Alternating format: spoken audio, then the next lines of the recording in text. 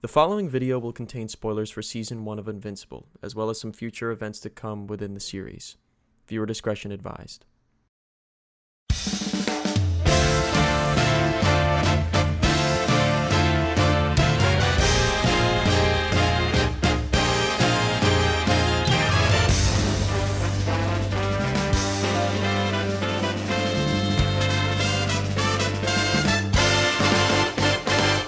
If you're anything like me, you like to watch people with powers and supernatural gifts kick the snot out of each other, whether they be young or old, male or female, femboy or himbo.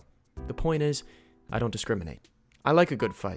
Seeing well-developed characters have their arcs climax in some good old-fashioned fisticuffs really gets my rocks off. And it does for millions of others too. So much so that people will get so attached to prepubescent brawl masters and dive so far into a fandom that a sentence such as "Deku is a sussy baka" could unironically escape from their chapped lips.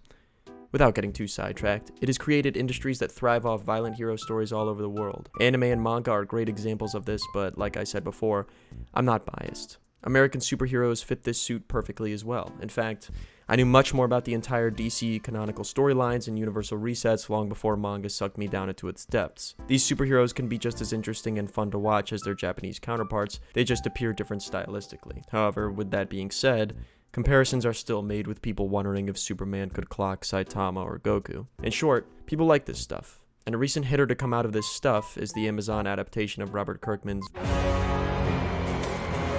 a story centered around the titular teenage character coming into his own as a superhero, as the son of the strongest hero on Earth, Omni-Man. The series is remarkably brutal and well done, which allows for a more serious tone to be established and has now achieved even more of a cult following. Now, the Invincible comic caught my eye long before I watched the show, but at the time I didn't have $50 to drop on a compendium, nor did I even know how to go about the simple task of looking it up online for free. I just didn't know you could do that, so the animated series has been my exposure to the story thus far, on top of some additional research and reading post-season 1. If you're caught up with the series, then you know that Omni-Man murdered the Guardians of the Globe, this series equivalent of the Justice League, and was found out by all at the end of the season. Omni-Man's reason for doing this was to ready Earth for a Viltrumite takeover. This was heavily opposed by Mark, who attempted to stop his father, which, as one can guess, did not go so well. Not only did he beat Mark to a pulp, but while doing so he massacred thousands of innocent people in the most gruesome of ways, from ripping them in half to forcing Mark to kill them unintentionally in a train crash. I mean, he just fucking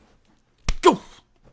Omni-Man's wrath stopped for no man in order to change Mark's mind, but even when Mark was shown to be quite vincible, his heart did not waver for the love of his planet, his people, or for his father. Mark's words ended up forcing his father to flee with tears in his eyes at his quiet realization of the love he felt for his son. This of course leads to some questions, mainly, where did Omni-Man go? Well, if you've read the comic, you know exactly where he ran off to and what's to come, and if you do not wish to know, well then I recommend you leave now so as not to spoil it for yourself. After Omni-Man flees Earth, he decides to conquer a different planet instead, Thraxa, so as to hopefully make up for the loss of Earth in the Viltrumite's grasp. He does this quite peacefully and easily, as he marries a fucking bug and has a new kid. He then sends a Thraxan to retrieve Mark. The two meet, anxious seeing one another again, ready to fight, but end up in an embrace as Nolan comforts a crying Mark. Now, the key difference here is the comic versus the show. In the comic, Nolan kills the Guardians and beats Mark to an inch of his life while taking innocent lives along the way, but the extent to which we see him take innocent lives is those who die from him throwing Mark through a building. In the show, Omni-Man makes a point of killing civilians in front of Mark again and again and again so as to break him, and while it gets the point across, it also shows him to be much more sinister and evil. There's some of this in the comic, of course, but it's just not as emphasized. And so I want to ask everyone, is Omni-Man redeemable within the show? His story has just begun, really, with the end of season 1. Nolan Grayson is a God, I can't say this. I can't do this. Nolan Grayson is a fantastic character and has a lot to offer with his complex nature and how he interacts with those whose lives he has impacted.